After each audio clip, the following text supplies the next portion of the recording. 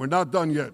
The final elements, the final remnants of Hamas are holed up in Gaza City. They vow to repeat the atrocities of October 7th again and again and again, no matter how diminished their forces. That is why Israel must finish the job. That is why we want to do so as fast as possible. Standing in the United Nations, Mr. Bibi Netanyahu gave such a compelling, indisputable presentation, which I encourage you to watch it. Let's watch it together and we'll discuss it afterwards. Kindly subscribe to our channel so a little bit of light will push away a lot of darkness. Half the Houthi leadership in Yemen, gone. Yahya Sinwar in Gaza, gone.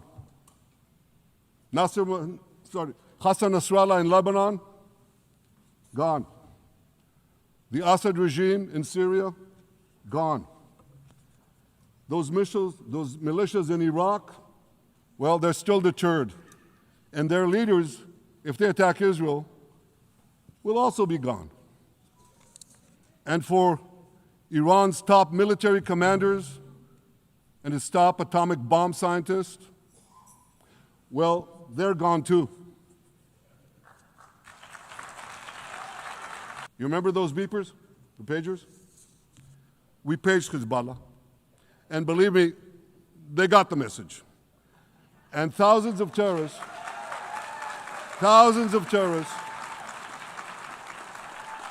dropped to the ground. But we're not done yet. The final elements, the final remnants of Hamas are holed up in Gaza City.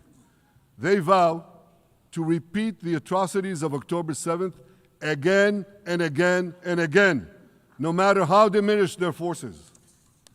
That is why Israel must finish the job. That is why we want to do so as fast as possible.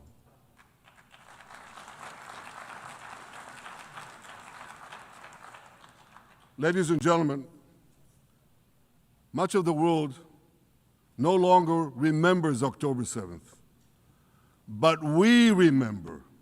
Israel remembers October 7th. On that day, well, I'll tell you, you can remember October 7th too. You see this large pin here? It's a QR code. What I ask you to do is hold up your phones, zoom in, and you too will see why we fight and why we must win. It's all in here.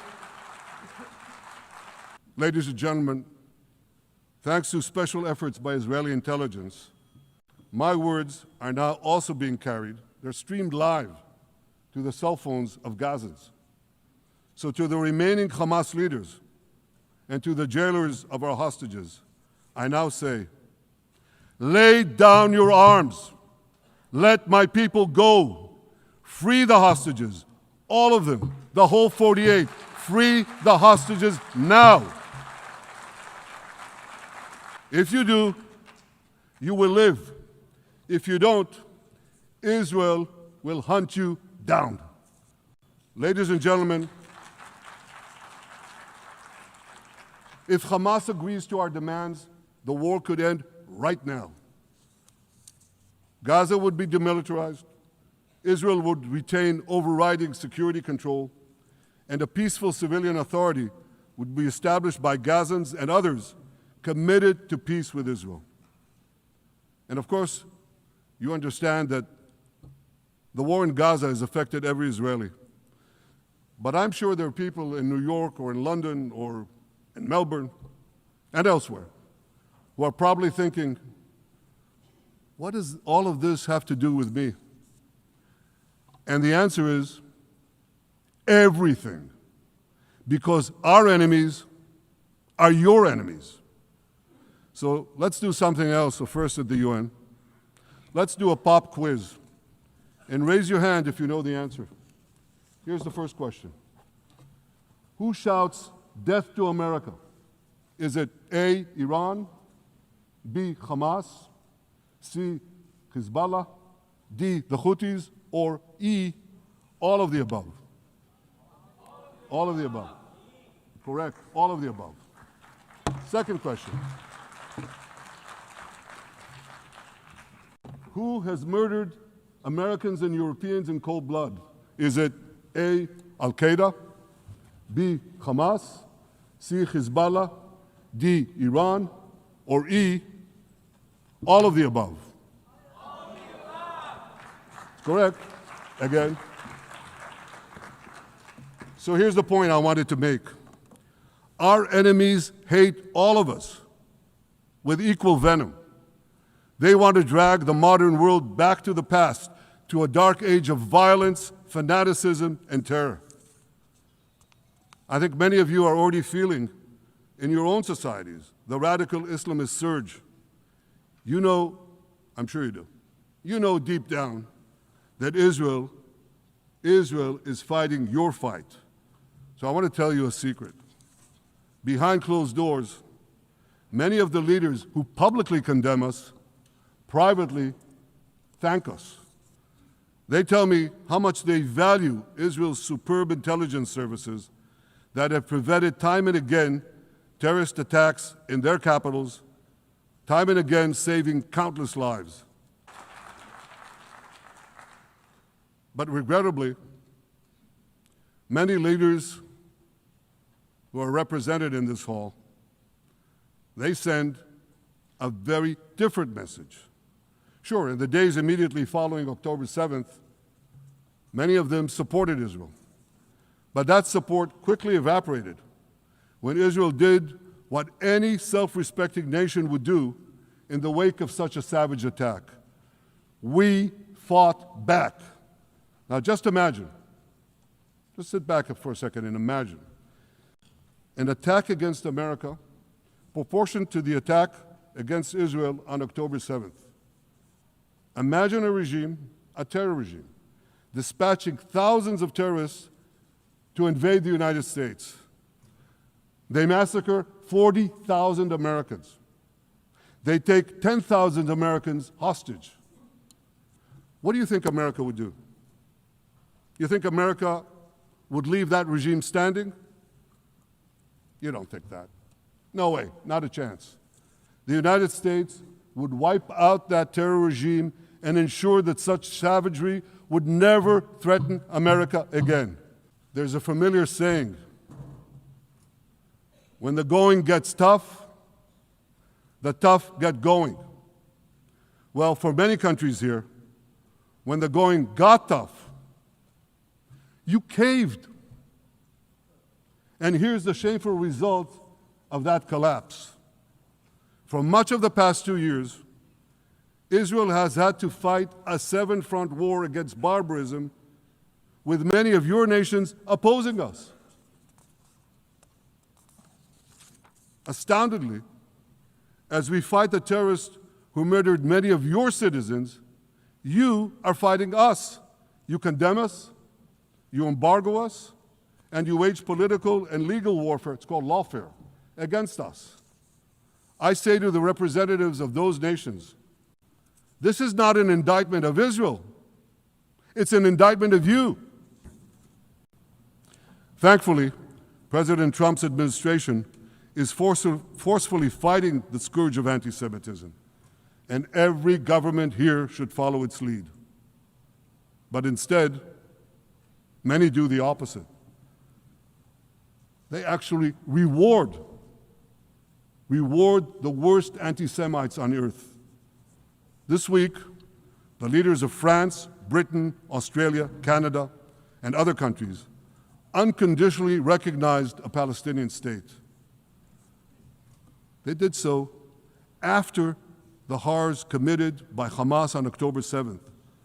Horrors praised on that day by nearly 90% of the Palestinian population. Now, let me say that again. Nearly 90% of Palestinians supported the attack on October 7th. It's not supported only, they celebrated it. They danced on the rooftops. They threw candies. That's both in Gaza and in Judea, Samaria, the West Bank, as you call it. And it's just the way they celebrated another horror, 9/11. They danced on the rooftops. They cheered. They threw candy.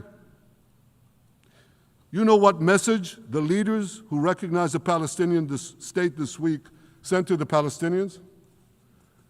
It's a very clear message. Murdering Jews pays off. Well, I have a message for these leaders. When the most savage terrorists on earth are effusively praising your decision, you didn't do something right. You did something wrong, horribly wrong. Your disgraceful decision will encourage terrorism against Jews and against innocent people everywhere. It will be a mark of shame on all of you. But wait a minute, Mr. Prime Minister, they tell me. Wait a minute. We believe in a two-state solution where the Jewish state of Israel will live side by side in peace with the Palestinian state. There's only one problem with that. The Palestinians, they don't believe in this solution. They never have. They don't want a state next to Israel. They want a Palestinian state instead of Israel. And that's why every time they were offered a Palestinian state, but were required to end the conflict with Israel and recognize the Jewish state, every time, over the decades, they turned it down. And that is why every time they were given territory, they used it to attack us. In fact, they effectively had a Palestinian state in Gaza. So what did they do with that state? Peace? Coexistence? No. They attacked us time and time again. Totally unprovoked. They fired rockets into our cities. They murdered our children. They turned Gaza into a terror base from which they committed the October 7th massacre. So here's the uncomfortable truth. The persistent Palestinian rejection of a Jewish state in any boundary is what has driven this conflict for over a century. It is still driving it. It's not the absence of a Palestinian state. It's the presence and existence of a Jewish state. And I find it amazing that the foreign chancelleries and the ministries and all those who pontificate about this, and the leaders, how can they not see this basic truth when it is repeated again and again and again ad nauseum? So here's another message to those Western leaders. Israel will not allow you to shove a terror state down our throats. We will not commit national suicide because you don't have the guts to face down a hostile media and anti-Semitic mobs demanding Israel's blood. And I want you to grasp something else, which is also distorted in the media. I say this not only in my name or the name of my government, but on behalf of all the people of Israel. Last year, there was a vote in the Knesset, our parliament, whether or not to oppose the imposition of a Palestinian state. You want to guess what the results were? Out of 120 members of our parliament, 99 voted against and only 9 supported. That's over 90%. It's not a fringe group. It's not the prime minister who himself is extreme or he's held hostage by extreme parties to his right. It's over 90% of Israelis. My opposition to a Palestinian state is not simply my policies or my government's policy. It's the policy of the state and people of the state of Israel. I believe that in the coming years, the Middle East will look dramatically different. Many of those who wage war on Israel today will be gone tomorrow. Brave peacemakers will take their place. The rise of Israel did not mean that the attempts to destroy us would end. It meant that we could fight back against those attempts. And that is exactly what Israel has done since October 7th. Our sons and daughters fought like lions. Our brave soldiers donned their uniforms and rushed into battle. They were armed with the dreams of the 100 generations of Jews who came before them. The dream of living as a free people in the land of Israel, our beloved homeland for more than 3,000 years. The dreams of living in our own independent state. The dream of having an army to defend ourselves. And the dream of being a light unto the nations, a beacon of progress, ingenuity, innovation, for the benefit of all humanity. On October 7th, the enemies of Israel tried to extinguish that light. 2 years later, the resolve of Israel and the strength of Israel burned brighter than ever. With God's help, that strength and that resolve would lead us to a speedy victory and to a brilliant future of prosperity and peace. Thank you very much. With God's help, Mr. Bibi Netanyahu, we're going to see this through. What a beautiful speech today at the United Nations. I'll never forget 1983. I was a teenager. I was a young man. I was actually 22 years old, I believe then. I was in Brooklyn, New York, attending a grand celebration of Simchat Torah, sadly the anniversary of the October 7, at the headquarters of Chabad movement. That was my synagogue. That was where I attended growing up. And the great world Jewish leader, Rabbi Schneerson, was leading services for the great dance of Simchat Torah. We're talking about probably up to 5,000 to 10,000 people were packed into the synagogue. And this is the highlight of the year, to see the Rebbe to be so joyous and leading the songs and the dancing.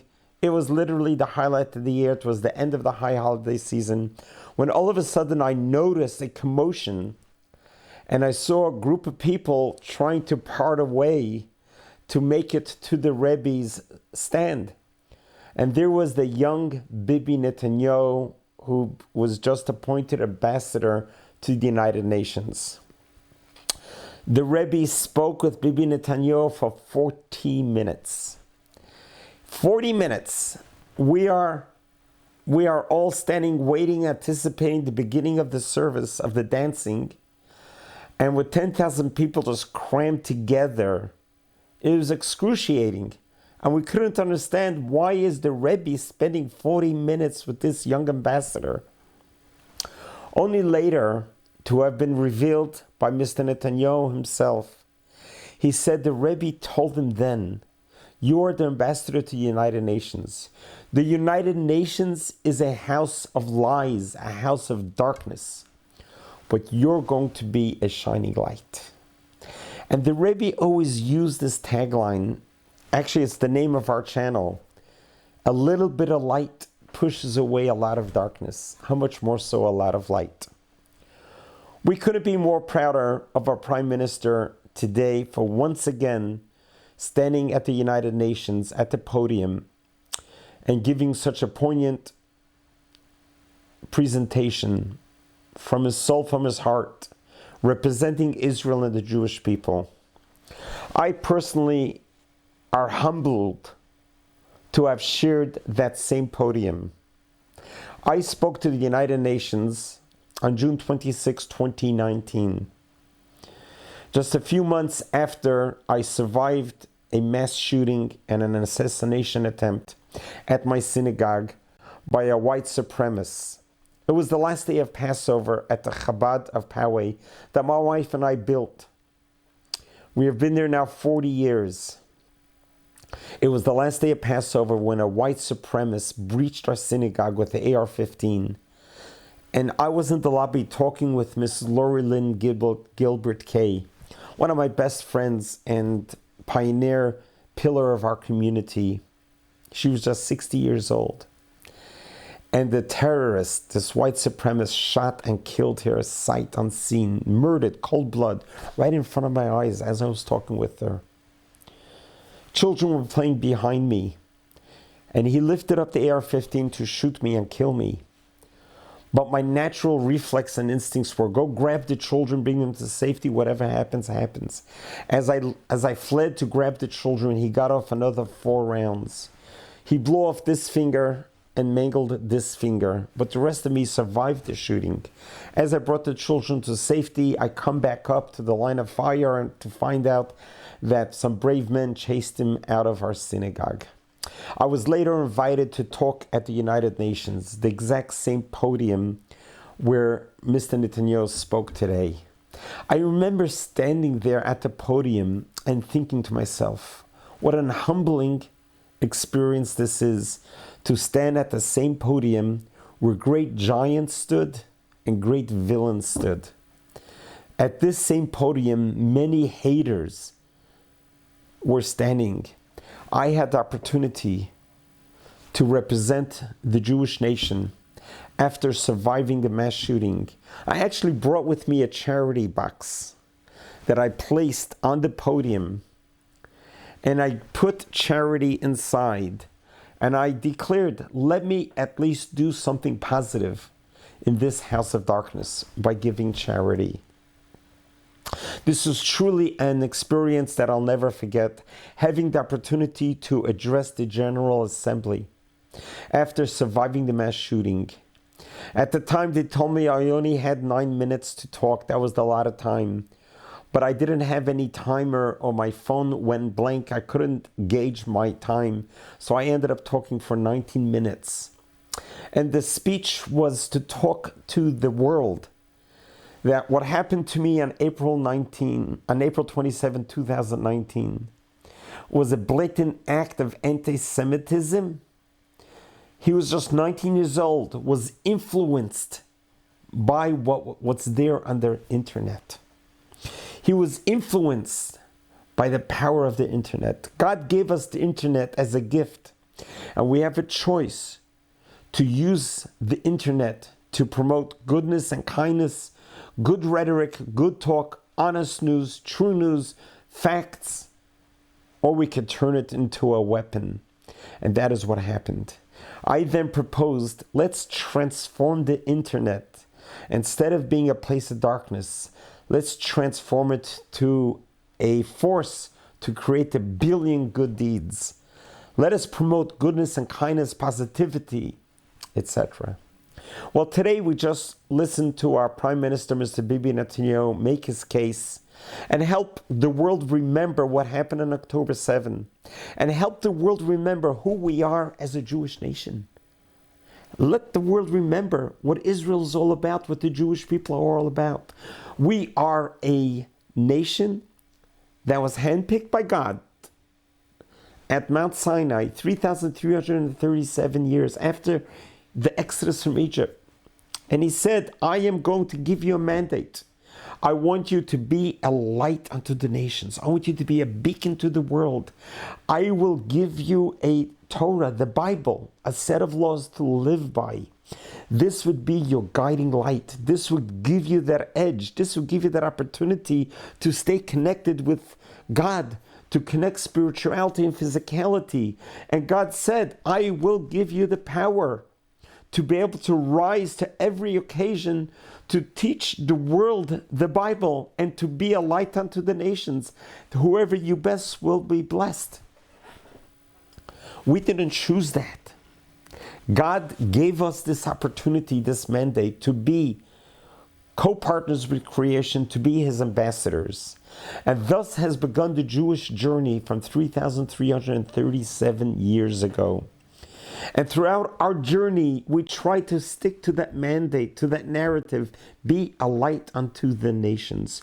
We've been through hell, we've been through pogroms, inquisitions, we've been through holocausts, we've been through genocides, we've been through it all. And in 1948, after the most recent Holocaust, we landed back on our feet on the shores of Israel, our homeland that God gave us, our rightful home. And as we arrived there, we made a decisive decision. We are not going to be victims. We had every right to play the victim card. Oh, look what they did to us. They murdered 6 million of our own. We were just 15 million Jews at the time. Imagine 6 million, a third of us were decimated, gassed and burnt and tortured and shot into mass graves, the worst atrocities, until we saw what happened on October 7th. But we landed in Israel with an attitude that we are not going to look backwards to get paralyzed by the horror, by the trauma we have endured, but we're going to continue the mandate from God to be a light unto the nations. And look what Israel did for 77 years. Look what it turned a desolate, deserted land that has been neglected for 2,000 years. It turned it into a first world country. To do what? To create as much as it can for humanity, to create as much amount of innovations, inventions, to progress humanity, to give the world. This is what God told us to do. Be a light unto the nations. Be a beacon to the world. Work hard. Do whatever you can to continue innovating in the 21st century what our times need.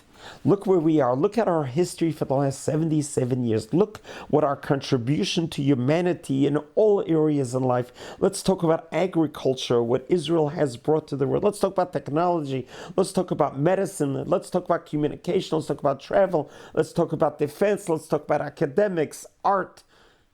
In all areas of humanity, Israel's on the cutting edge, not for itself, but for you. For the whole world. That's who we are.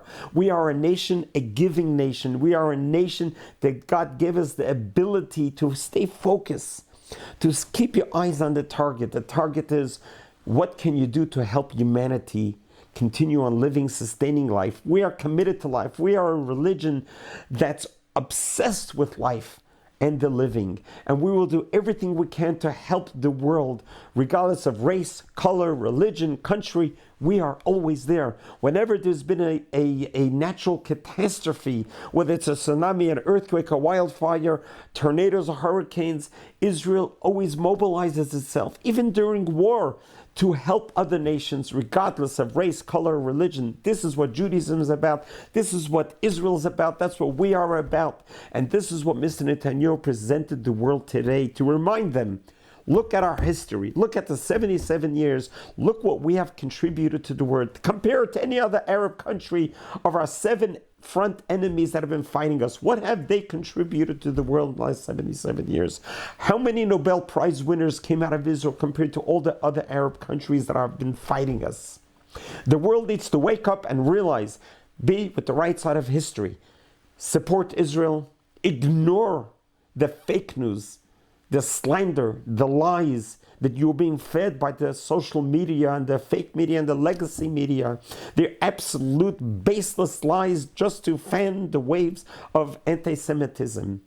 Believe in Israel, believe in God, believe in the Jewish people. Partner with us and you will benefit it more than you could have ever imagined. Those Arab countries who have already began diplomatic relations with Israel, began recognizing Israel's right to exist through the Abraham Accords, are already benefiting tremendously for their country. We are here to be there for you. We are here to give. Just give us the chance. Don't stop us in our ways. The Germans, by murdering 6 million Jewish people, could you fathom how much brain power, how much ingenuity, how much art, how much scholar was murdered in the gas chambers? A waste of humanity. We in Israel have the tools to help you continue progressing in your life. We have demonstrated it. You have seen it. Just let us do it. Let us live in peace. That's all we want. Israel Defense Force. We are just defending our borders, allowing our citizens to live a free life that they deserve. The only democracy in the Middle East. The citizens, including 2.5 million Arabs that live in Israel, deserve to live with secure borders and in peace. We can make that happen. Let the world come out today and condemn Hamas for October 7, demand returning of the hostages today, and the war is over. The suffering in Gaza ends. Let's pray and hope that that happens now. God bless you. God loves you.